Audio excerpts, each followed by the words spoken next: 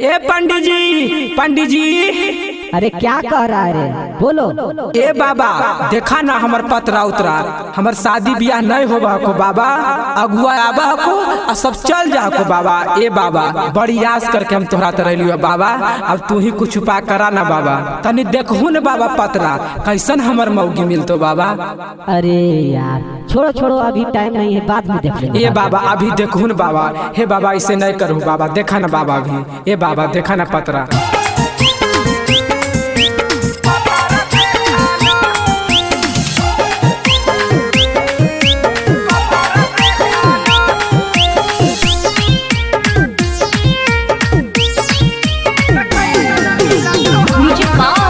DJ विकास सीतामढ़ी। पंडित जी तानी पतरा देखाना, पंडित जी तानी पतरा देखाना, कैसन मिला तो हमर मौगी तानी पतरा देखाना, कैसन मिला तो हमर मौगी तानी पतरा देखाना।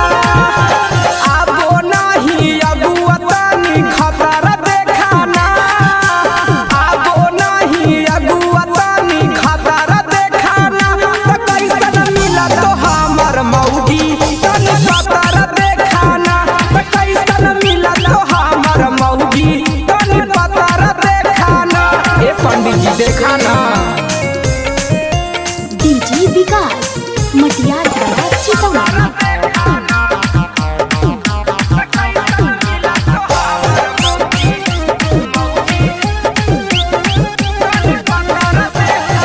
कि हम बताइए बाबा दिलाबा के बतिया, मौगी के बिना हमर फाटो हाथै छतिया।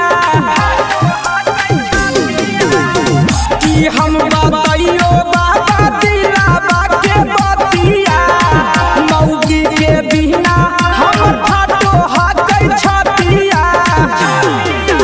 कैसे काटा तो जिंदगी हमर जतरा देखाना, कैसे काटा तो जिंदगी बाबा जतरा देखाना, कैसन मिला तो हमर मौगी तनी पतरा देखाना, कैसन मिला तो हमर मौगी तनी पतरा देखाना। देखाना ये बाबा। डीजे विकास मटियार सीतामढ़ी।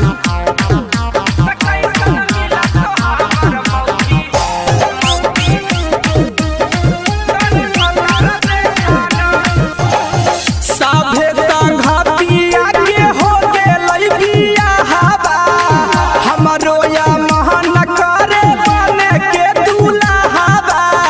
ए बाबा कुछ पकड़ी ना। साभे संघतिया के हो गेलै बियाहबा, हमरो या महान करे बने के दुल्हाबा।